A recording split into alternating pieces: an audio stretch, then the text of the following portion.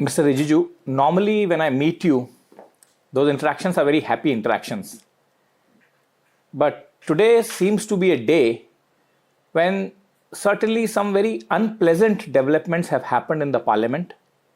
And you are the Parliamentary Affairs Minister, the Cabinet Minister for Parliamentary Affairs.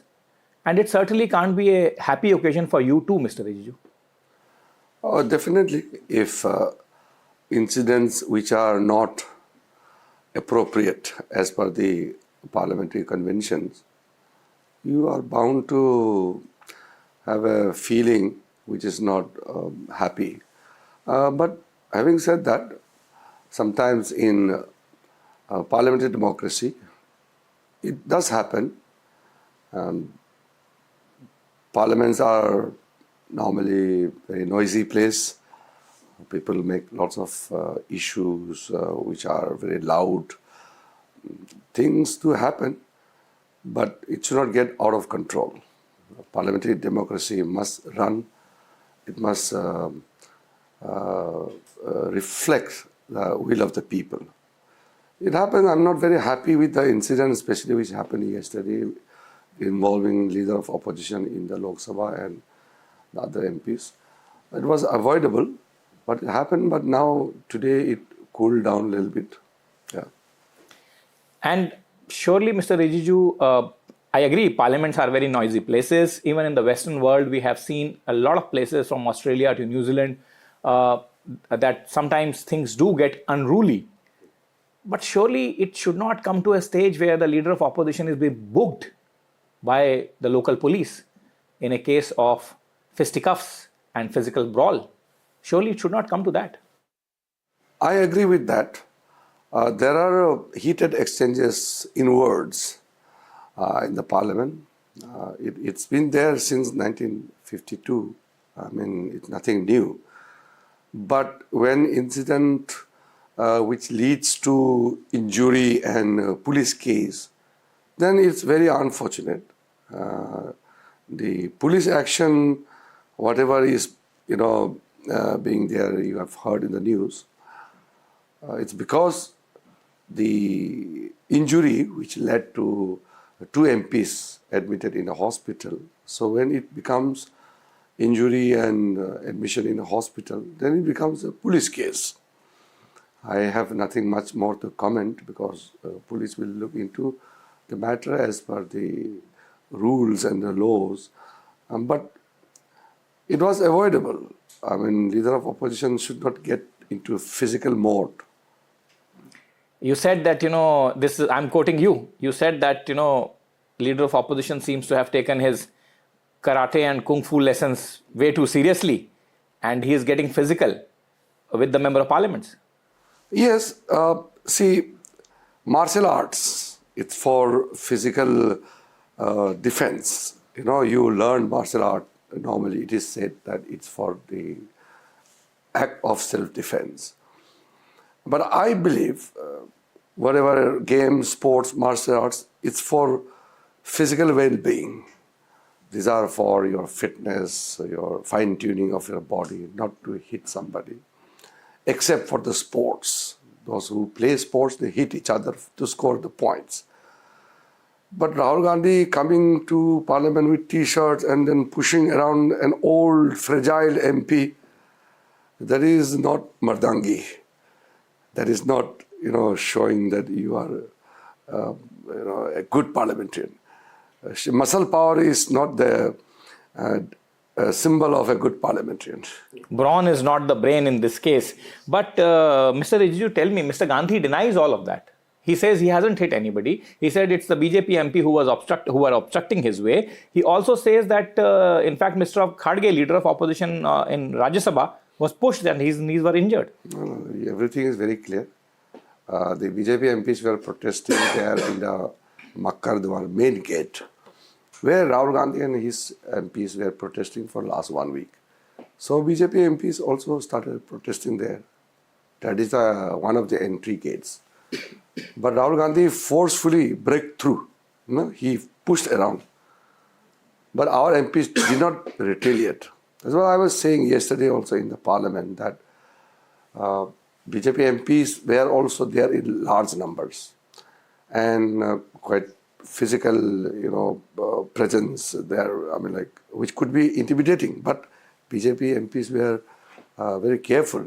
Nobody got into physical. Nobody tried to use the force, and we did not use our numbers for physical advantage.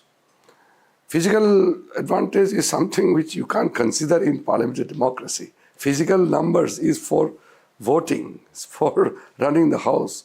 Democracy runs with numbers. It's a representation of the people. So it's with the numbers you pass the bills, you run the government, not to hit the opponents.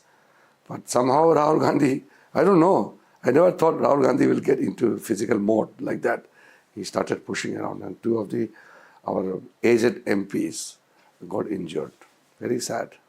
But then, Mr. Rijiju, inquiry should be on both the sides of allegations, right? Yes. Inquiry should also be on the fact that Mr. Khadge says his knees are injured. No, he's not injured. He said his knee had a problem. How can you hit Khadge, such an old, respected man?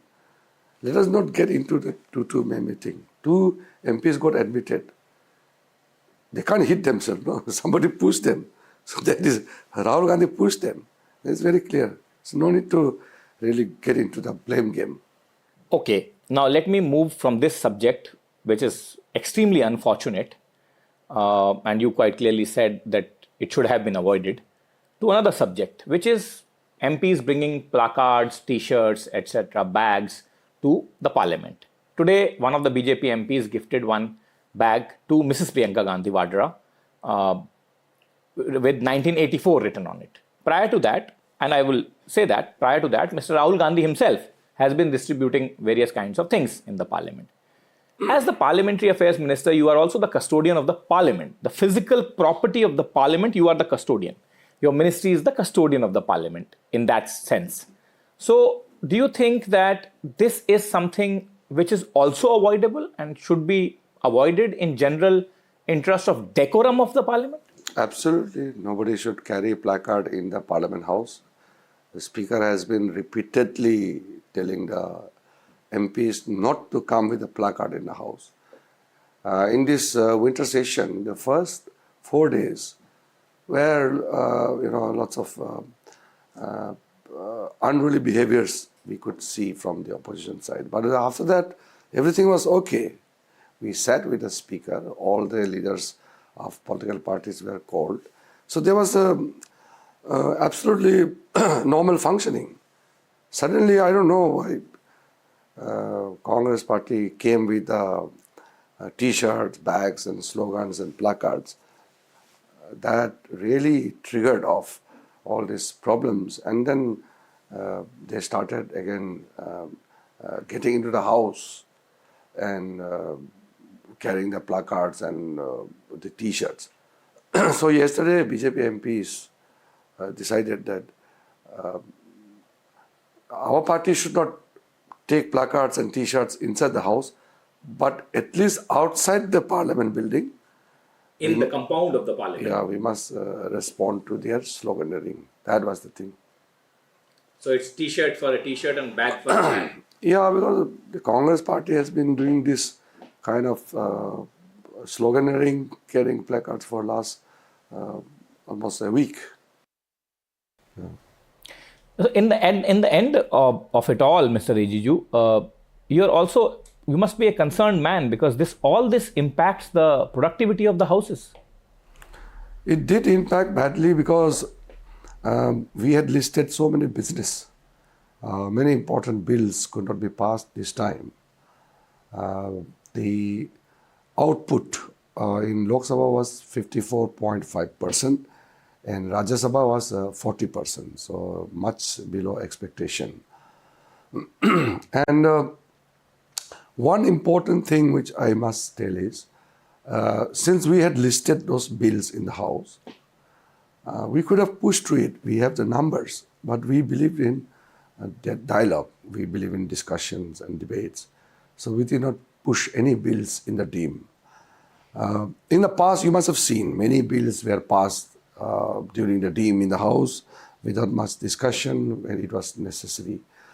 But this time we decided not to push any bill through the parliament without discussion. So few bills were passed.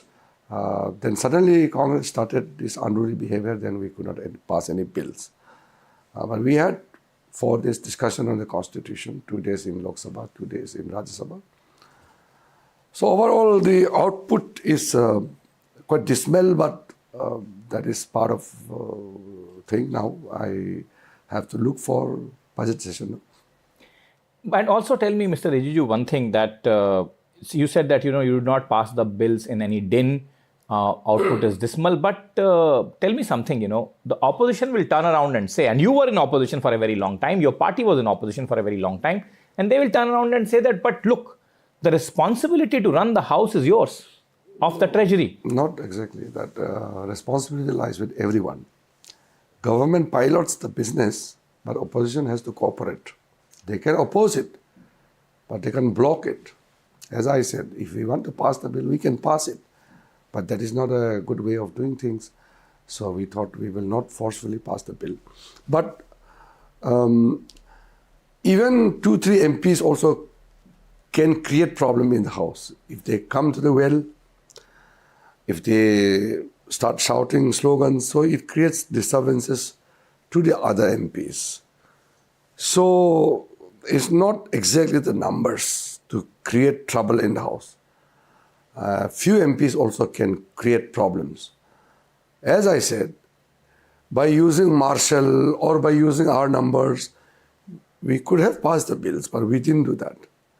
We had maintained the decorum and we have really kept the patience and we waited, but the Congress party didn't cooperate. But what's the issue? I mean, you said that you had the meeting with the lead in the Business Advisory Committee. There is representation from all parties. In the houses of the chair also you met, and then business was going as per you. But then what's the provocation according to you? What is the provocation that is then stalling the house? See, after 4 days trouble, we all agreed to run the house. And suddenly a case came up in United States court and some verdict was there in the US court. And because of one decision in United States courts involving one businessman as an Indian, and then Congress started creating trouble in the house. So that was unfortunate. There are more than 40 million Indians across the globe. They must be involved in so many litigations and other court cases. How can Indian Parliament be stalled just because some Indians are involved in court cases in some other countries? So that is why I told the Congress MPs, but it seems Rahul Gandhi told them to create all kind of scenes. The Rajya Sabha MPs were literally asking me to run the house. All the Rajya Sabha MPs, they said, let us run the house. I said, we will run the house. Why don't you convince Rahul Gandhi? It's not that... It's like Mr. Rahul Gandhi's personal agenda. Yeah, it's not that all the Congress MPs want to disrupt the proceedings of the House. Majority of the Congress MPs are like us only, like any other MP, to speak for their people in the House, because everybody wants to speak, raise the voice of the people in the House. But only, it seems, Rahul Gandhi had instructed them to create trouble, because Rahul Gandhi is obsessed with one businessman. And because of that, he wants to create trouble in the House. I don't want to get into personal comment, but what Rahul Gandhi did is very unfortunate, unbecoming of a leader of opposition. That brings me to another point, Mr. Rijiju. Many would say that it appears as if the BJP is unwilling to accept Mr. Rahul Gandhi as the LOP. No. That's a completely misunderstanding. We accepted him. I mean, we started functioning the House very well. There's no question of we accepting or not accepting. He is the leader of opposition, nominated by their party. How can we stop that? And then, Mr. Rijiju, in this din, you have 240 MPs in Lok Sabha. Congress has less than 100, one less than 100. But there are 200 plus MPs from other regional parties. And many of them this time have come out openly, like Samajwadi Party, like TMC, like other regional parties from South DMK, very strong regional contingent. They have all come out and said that, look, I mean, if you continue to disturb the houses on one pretext or the other, when do we get to voice our concerns of our people? This parliament is to voice the concern of all the regional aspirations. See, all the MPs are responsible people. They are elected to the parliament to speak for their people. All the MPs have equal rights. Opposition, ruling, regional parties, national parties, doesn't matter. Every MP has got equal right to speak in the House. Because of one Congress leader, many MPs have been deprived of that privilege which they are having to speak in the parliament. That is why I told the Congress MPs, please tell your leader, Sri Rahul Gandhi, not to be too obsessive with one businessman and then create problem, thereby preventing other MPs from speaking in the House. Government, if desires to pass the bill, will be in a position to do it by sheer number. But that is not a good practice. So I feel Congress party should put together all their minds. They should tell their leader, Sri Rahul Gandhi, not to create trouble for them also and to other MPs also. Let us run the House. You want to make points on the floor of the House. Who stops you? You can speak. And in the constitution debate, which was quite a landmark debate on the adoption of our constitution, we saw that every party MP did forcefully put forward their views. Most of the MPs made very good interventions. Prime Minister Modi ji had given a very good conclusion to the debate on the 50 years of the adoption of the Constitution of India. Things were going very well. In fact, due to this debate on the Constitution, the Parliament is enriched. Parliament got lots of good suggestions and observations from the MPs. That is how the parliamentary democracy gets its entitled, like being a best system in the world. But just because of one leader or one incident, all other good things are overshadowed. That is unfortunate. I think I will also request other MPs also, if everybody puts pressure to Congress party and Rahul Gandhi, good sense must prevail. I think it should. And Mr. Rijiju, during the debate also, one part of Home Minister Amit Shah's speech has been taken out and great offense has been made out of that. In fact, some privilege motions have been moved against Mr. Amit Shah. I'm sure you were there. I'm sure you were, since you are the Parliamentary Affairs Minister, you saw through the entire proceedings. What is the crux of the matter here? Was the Home Minister actually disparaging towards the writer of the Constitution of this country? See, if you hear the entire speech of Home Minister Amit Shah ji, he has eloquently paid tributes to Dr. Bhimrao Ambedkar ji and also highlighted his contributions and how we have devoted ourselves to carry the legacy of Baba Saheb Ambedkar and also to promote his ideals. During the entire debate, he just mentioned a line which is referring to the opposition parties continuously taking Ambedkar's name, misusing his names. He was referring to that. So that portion was wrongly taken out, a video of maybe 12-second length. And that video was circulated and they wanted to create problem because in the debate, it was very clear the Congress party had continuously insulted Ambedkar ji and they never paid any respect to him even after his demise, even denying him the Bharat Ratna. So, after coming out of all these facts through the debate and discussion, Congress must have got into the back foot.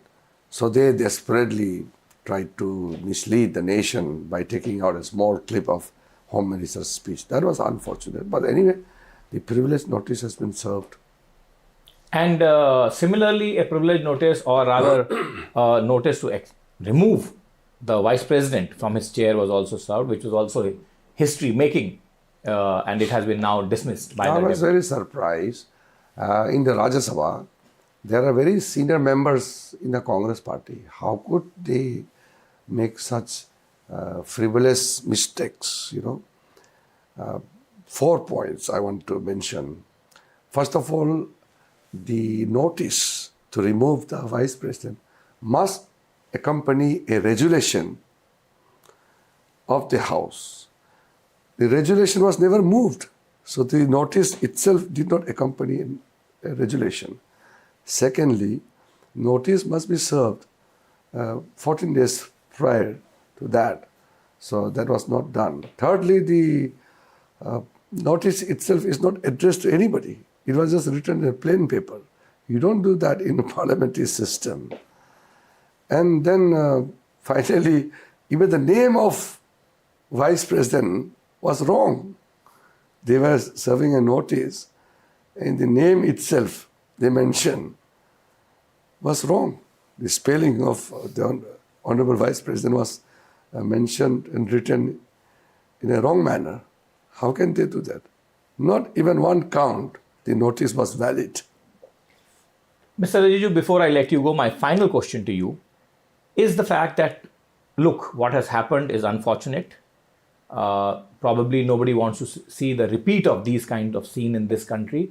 It has a very, as you said, enriched parliamentary democracy system, probably the best in the entire third world which adopted democracy post-independence. Surely, as the Parliamentary Affairs Minister, Mr. Rijiju, you would want to go an take an extra step and appeal to your colleagues in the opposition. They are your colleagues at the end of the day. And that the spirit of collegiality should prevail and Parliament should not see these scenes. Yes, other than what has happened, we are talking to each other. This morning also I talked to them, and we keep meeting. But sometimes I think the narrow political motives supersedes the larger call of duty. So it's an obligation on the part of every member of the parliament, especially the leaders, to look back and see that those wrong deeds are not repeated in future. Whatever has happened, we can't go back and recorrect it, but everybody must ensure that the mistakes are not repeated, and especially any kind of act which undermines the parliamentary democracy and the sanctity of the House. That's what I want to appeal. And many other MPs came to me. They said that the Congress party has really prevented the other MPs from making best use of the House. Thank you very much, Mr. Rijiju. I am thankful that on a very, very busy day for you, you have taken out for NDTV's viewers. Thank you very much. Thank you. Thank you.